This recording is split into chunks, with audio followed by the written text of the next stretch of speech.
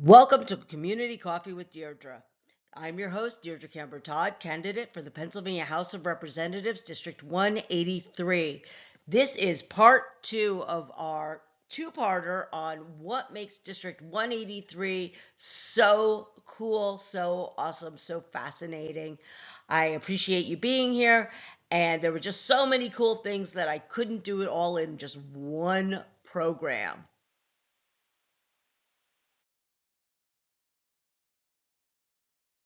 Okay, so what makes Pennsylvania District 183 so cool? Well, I'm going to tell you more about District 183 and why we are the bomb. Now, this is a general list of the areas, both in Lehigh and Northampton County, that are included in 183. It is not complete. There are still some areas, but I tried to give us the biggest areas. And our areas include not only farming areas and suburban areas, but we have urban areas as well. So we've got it all.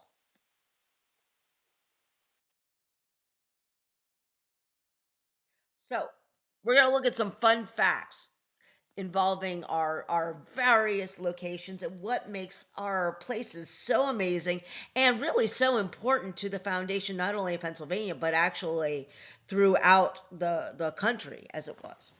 So let's start with Low Hill Township, famous for its creeks. Now, if you grew up like I did in central Pennsylvania, you know that we don't have creeks, we have cricks. So Low Hill Township had two creeks running through it, the Jordan Creek and the Lion Creek, making it one of the key and essential sources of energy for all the mills and farming areas in the surrounding areas. Really important. Thank you, Low Hill Township. North Whitehall. Well, undoubtedly you know Shankweiler's Drive-In if you're from the area. Well, when it opened its doors in 1934, people started driving in and they kept driving in. Since it opened its doors in 1934, it has remained open, making it the longest continuously operating drive-in in America. Neffs, which used to be called Neffsville. It was the coach building standard of the area. The village of Neffs was originally Neffsville, and it was named that in honor of Abraham Neff. Now, Neff did a whole bunch of different things. He obtained a hotel license, he was a postmaster, but what he really contributed is he was a substantial coach builder who developed a business that continued for decades. His coach making was a critical tool for everyone in the area who wanted to travel. By the time that we were moving off of horses, if you weren't in an Abraham Neff's coach, then you probably weren't traveling. Schnecksville. Schnecksville has the Kissing Bridge. Schnecksville has a still operating covered bridge that was built in 1860. Aside from its inclusion in the National Registry, which, by the way, there are dozens of areas in 183 that are listed as part of the National Registry, Schnecksville's bridge was also called the Kissing Bridge. Because it was a covered structure, young couples would sneak off and, far from the eyes of their parents, they would make out within the darkness of the bridge. Slatington. So, just how famous is this statue? Everybody in the area knows the fireman's drinking fountain. It is bright, it is colorful, it is right in the heart of Slatington. And if you know anything about 183 in Slatington, you know this. Just as you make that turn, there it is. But what you might not know is that the fireman's drinking fountain has been featured and listed on travel websites around the world. So, due to its bright colors and its unique appearance, it has been included in many national and international websites, including Atlas Obscura, Roadside America, and UncoveringPA.com.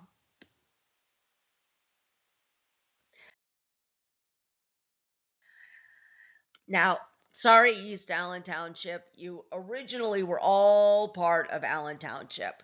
And this one is a home without a county. So in June 1748, 37 Irish and Scottish immigrants petitioned the court in the Court of Sessions of Newtown, Bucks County, to join Bucks County under the name of Allen Township. Well, the court said, sure, welcome to Bucks County. And then somebody brought up the small issue that it wasn't actually in Bucks County, so it was eventually transferred over to Northampton County. So much for jurisdiction. Bath. I love this. This is a love story. William Allen's daughter, Margaret, spent her winters in Pennsylvania, but she spent her summers in the lovely town of Bath, England, where the town was famous for its mineral salt baths, naturally occurring baths. Well, she happened to meet a very handsome young man named Delancey, who also spent his time in Bath, England, for the same reasons. With her father's blessing for their marriage and as a wedding gift, she named their new home after the English town that they both loved so much. North Catasauqua and Hanoverville. This isn't a love story. This is Ghost Central, Spooky Central. In 1755, the indigenous people of the area, tired of having their land taken, their resources stolen, tired of giving and giving without getting much in return, turned on their immigrant neighbors, the English, the Irish, the German, the Dutch, and sadly, they went to town in an event that ended up being called the Northampton Massacre. These immigrants fled to Bethlehem and Easton to avoid death, but many, many, many people were killed. After that event, many other events occurred, including mortal illnesses, self-inflicted, quote, justice, accidents, unsafe quarries, all sorts of different events which caused innumerable deaths in the area. Finally, this issue became even greater with the Underground Railroad and unsafe issues that related to access to the Underground Railroad. It was a problem. As a result of all of these events, restaurants and old hotels in the area have reported slamming doors, flickering lights, moving objects, moving furniture, and other otherworldly events.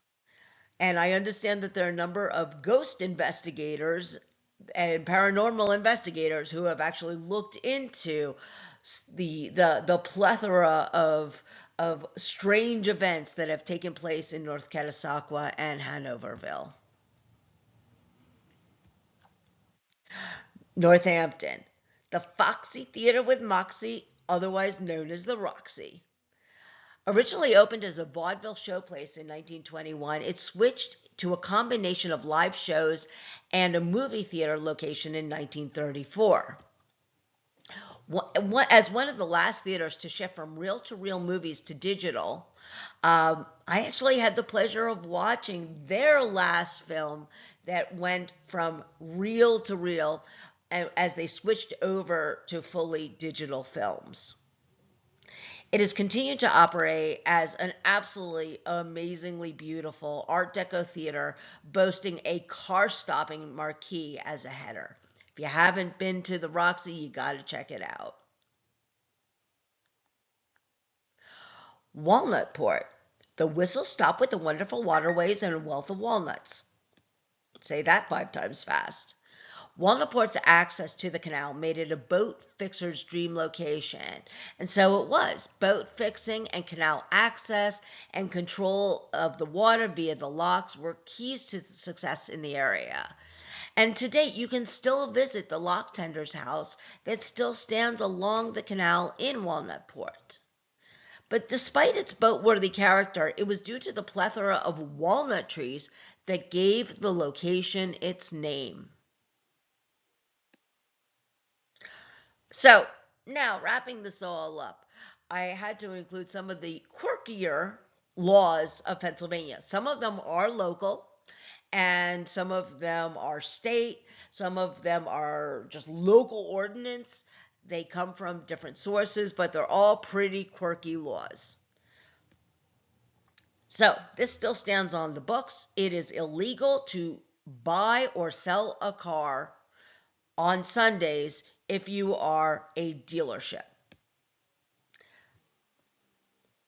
A new meaning for the word canvassing. Now, if you are a politician or involved in politics, you know that canvassing has a pretty different meaning. But as a portmanteau, there is a secondary meaning for the word canvassing.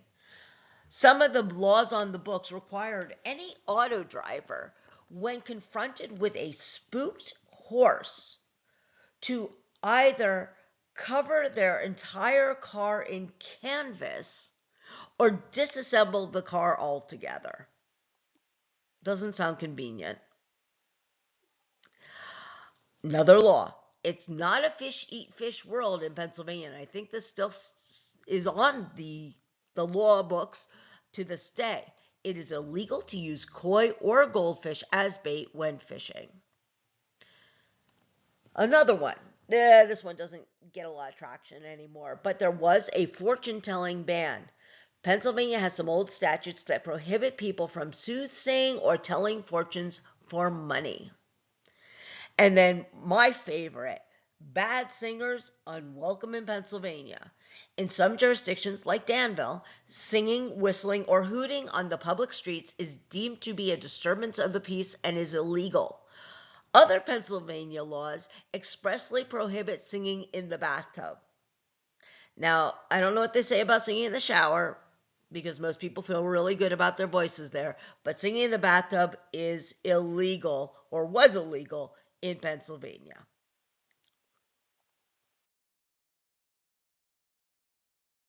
Now, I get a lot of questions about sort of how can I help you with your election. It's a tough area, admittedly, and there are some really great ways that you can help with spreading the word, getting my face known, getting my position known, and just learning more about me so that we can look for change, so that we don't have to fight for our basic needs. So number one, spread the word. Share my website, share true information, share it online, share it in person. Don't assume anything. Don't assume anything about people. Don't assume people are registered to vote. Many aren't. Don't assume that somebody else's party registration, don't assume that they're Republicans or Democrats or independents. You might not know, and you might be surprised. Also, whatever they are registered as, don't assume how they're going to vote. We all need to work together in today's environment. People can surprise us, but if they don't have the information, the true information, genuine facts, they don't know to vote. They don't know how to vote. They don't know for whom they are voting. So let's get the facts out. Events and signs. I have swag. I have signs. I have pins. I'm hosting events. I have an event coming up, which is a roller skating event. Everything gets posted. Please come. Please be involved. Get your friends to come. Let's make this happen. I hate to say this. I hate campaign contributions, but they are a necessity. I'm not a career politician. I haven't been sitting in a comfy chair. I'm a small business owner.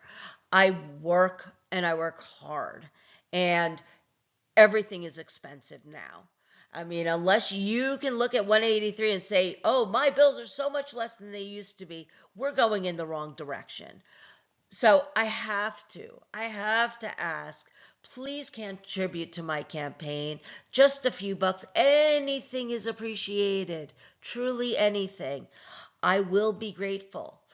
So I genuinely have to ask, and I'm genuinely hoping that if you can offer $5, $10 towards my campaign, I'm really going to appreciate that.